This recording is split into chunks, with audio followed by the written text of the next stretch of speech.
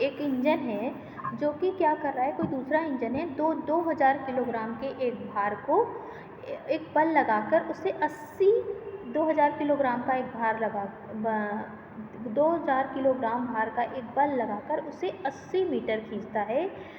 तो यह इंजन पहले इंजन की तुलना में अपनी गाड़ी को उतनी ही दूर चलाता है, लेकिन कार्य अधिक करता है। पहली बार उसने कितना कार्य किया था, 5000 किलोग्राम भार का एक बल लगाया था। इस बार क्या है, वो कितना भार लगा रहा है, कितना बल लगा रहा है, 2000 किलोग्राम भार का एक बल लगा रहा है, जो कि पहले की तुलना में ज़्यादा है और काम उतना ही कर रहा है, मतलब 80 मीटर ही खींच रहा है। तो ये क्या हो रहा है, पहले वाले इंजन की तुलना में दूसरा वाला इंजन अधिक कार्य कर रहा है। इससे हम कह सकते हैं किसी कर्ता द्वारा किया गया कार्य कर्ता द्वारा वस्तु पर लगाए गए बल तथा वस्तु द्वारा चली गई दूरी दोनों पर निर्भर करता है। मतलब सिंपल हम बताते हैं, अगर मान लो दो व्यक्ति हैं, ठीक है, दो व्यक्ति हैं और दोनों क्या कर रहे हैं, मतलब दो व्यक्ति हैं और एक क्या कर रहा है, एक जो है 5000 किलोग्राम, दोनों ही 5000 किलोग्राम का भार लगाकर 5000 किलोग्राम भार का बल लगाकर पहला व्यक्ति किसी वस्तु को 80 मीटर खींच पाता है और दूसरा व्यक्ति क्या है, उसको 10 मीटर ही खींच पाता है। ठीक है, पहला व्यक्ति 80 मीटर खींच ले जाता है, बल दोनों समान लगा रहे हैं, और दूसरा व्यक्ति 10 मीटर ही खींच पाता है। तो हम कहेंगे कि पहले वाले व्यक्ति ने ज़्यादा कार्य किया और दूसरे वाले व्यक्ति ने कम काम किया। इसी तरह एक दूसरा एग्जाम्पल हमने लिया, अभी भी दो व्यक्ति हैं, एक ने 5000 किलोग्राम भार लगाकर 5000 किलोग्राम भार का बल लगाकर किसी वस्तु को 80 मीटर खींचता है, ठीक है, और दूसरा व्यक्ति क्या करता है, 2000 किलोग्राम भार का बल लगाकर उसे क्या करता है, तो भी वो 80 मीटर ही खींचता है। यानी पहला व्यक्ति ने 5000 किलोग्राम भार का बल लगाया, दूसरे ने 2000 किलोग्राम भार का बल लगाया। तो पहले वाले व्यक्ति ने कम काम किया इस कंडीशन में और दूसरे वाले व्यक्ति ने अधिक काम किया। तो इस तरह हम कह सकते हैं जो किया हुआ कार्य है वो वस्तु पर लगाए गए बल तथा वस्तु द्वारा चली गई दूरी दोनों पर डिपेंड करता है। ठीक है, तो अब क्या है, हम एक कार्य की परिभाषा हम बताएंगे कि जो संक्षेप में वैज्ञानिक दृष्टि से कार्य होने के लिए दो बातें होनी चाहिए। एक, वस्तु पर लगाया गया बल, वस्तु पर जो बल कार्य होने के लिए दो बातें होनी चाहिए। एक, वस्तु पर लगाया गया बल भी होना चाहिए, अगर बल नहीं लगेगा तो भी कार्य नहीं होगा, और अगर वस्तु विस्थापित नहीं होती तो भी उस कंडीशन में भी कार्य नहीं होगा।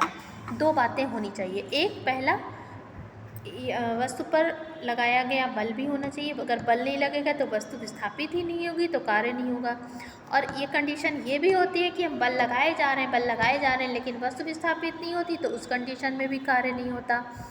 तो ये दो बातें होनी चाहिए। फिर अब हम चलते हैं एक नियत बल द्वारा किया गया कार्य। अगर हम किसी वस्तु पर एक नियत बल लगा रहे हैं तो उस कंडीशन में कार्य क्या होगा। विज्ञान की भाषा में कार्य को परिभाषित करने के लिए हम किसी वस्तु पर लगाए गए बल की स्थिति पर विचार करते हैं। जब बल F विस्थापन की दिशा में लग रहा हो, क्या है, जब एक बल हम F लगा रहे हैं और बल क्या है, विस्थापन की दिशा में ही लगना चाहिए। यदि किसी कर्ता द्वारा किसी वस्तु पर F बल लगाने से वस्तु में विस्थापन S हो तो इस स्थिति में किया गया कार्य W होगा। ये मैंने मान लिया है कि अगर हम किसी वस्तु पर बल F लगा रहे हैं और बल लगाने से वस्तु क्या है, विस्थापित हो जा रही है, S डिस्टेंस विस्थापित हो जा रही है।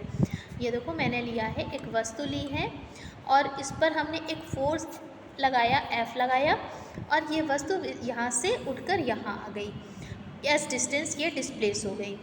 तो इस कंडीशन में कार्य क्या होगा, तो हम मानते हैं कि W equal to F into S।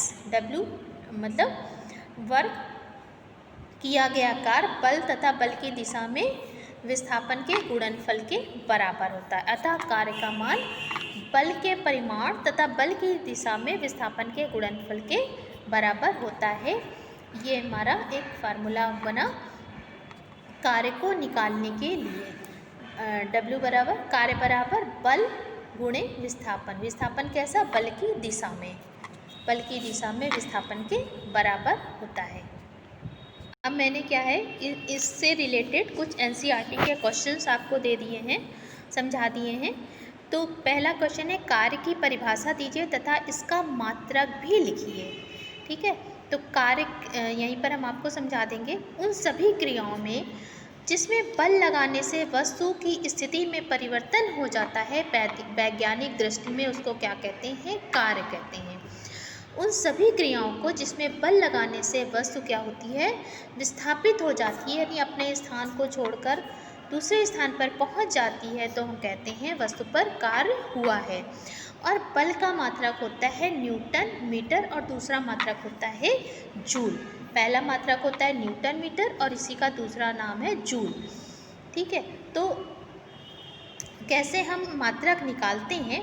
मात्रक निकालने का क्या तरीका होता है? जैसे कि हम फार्मूला होता है, फार्मूले में जो जो राशियाँ आती हैं उन राशियों को रख देते हैं और उसके बाद उसका मात्रक लिखते हैं।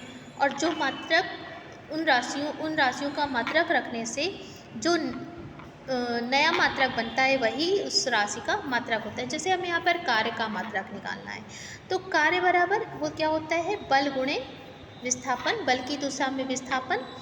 और बल का मात्रक हम जानते हैं क्या होता है? न्यूटन। और S क्या है? दूरी है, तो दूरी का मात्रक क्या होता है? मीटर होता है। तो कार्य का मात्रक क्या बनकर आया? न्यूटन। कार्य का मात्रक क्या बनकर आया? न्यूटन मीटर बनकर आया। इसी को एक नया नाम दे दिया गया, जूल, क्योंकि एक जूल साइंटिस्ट का एक नाम था, उनकी रिस्पेक्ट में इसका नाम दे दिया गया जूल। ठीक है, तो ये बना। कार्य का मात्रक हमसे पूछे तो कोई क्या होता है? न्यूटन मीटर और दूसरा नाम है जूल। और बल का मात्रक क्या होता है? न्यूटन। कार्य होने के लिए बल तथा बल की दिशा में विस्थापन होना आवश्यक है। अब दूसरा है नियत बल द्वारा कार्य। यदि किसी वस्तु पर का बल ये लगाया गया हो,